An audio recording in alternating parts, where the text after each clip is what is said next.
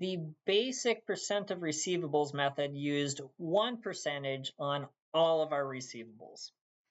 Now, we can refine that a little bit more.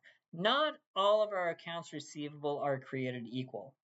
So there are some accounts that are riskier than others.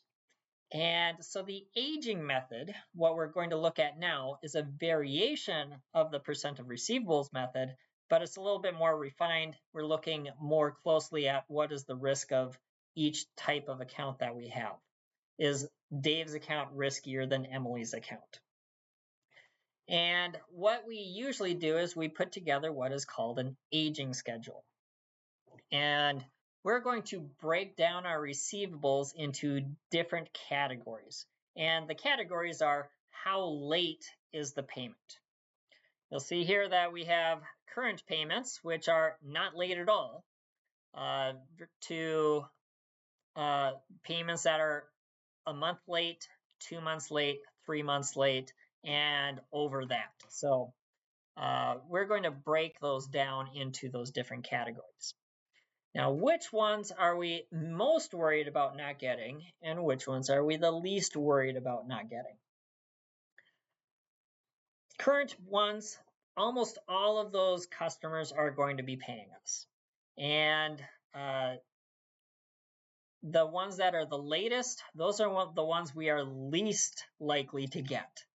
So by breaking it down into these different categories, we can say, all right, our current ones, those ones are the least risky ones. We're going to get most of those. We might miss out on 1% of those, but the vast majority of people who are current on their bills, we're going to get those. Versus if they're already 3, 4, 5 months late, we're at the point of almost giving up on them, so we might not get those. So we might say, you know what, we're probably not getting 50% of those ones. And so you can see there's a continuum here that current ones are probably going to be low percentages, and people who are late are going to be very high percentages. So we might just go down here and say, in our experience, if someone is a month late, 1 day to 30 days late, we don't get 5% of those. Or if they're 2 months late, we might not get 10% of them. And if they're 3 months late, a quarter of those we don't get. So we can break these down into more refined percentages based on the risk of those accounts. So if we just do this, we can say, all right, of the 150,000 that are current, we'll end up not getting 1% of those. So that's 1,500.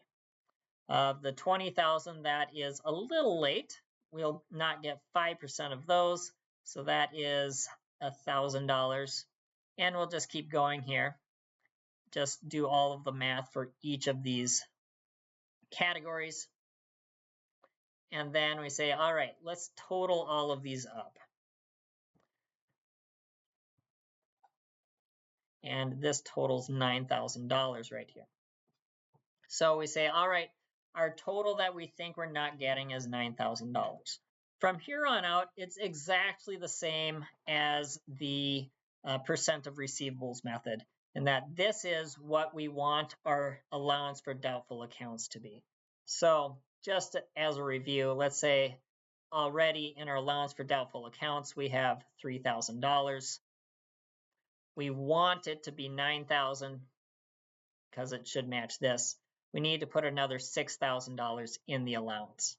So what we would end up doing is we would debit bad debt expense $6,000 and credit the allowance $6,000.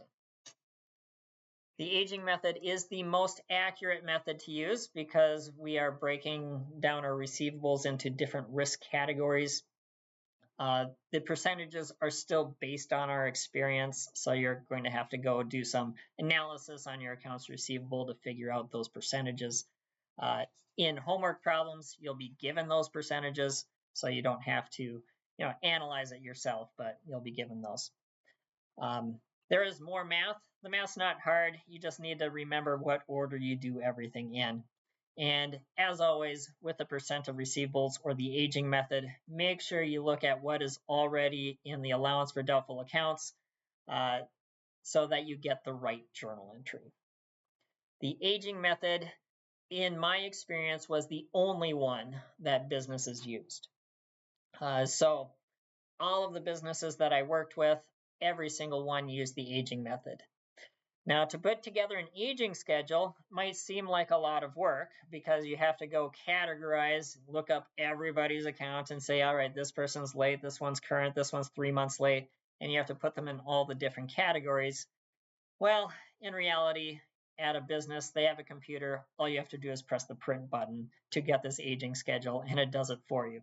So it's really not a whole lot of work to get a little bit more precision from the percent of receivables method.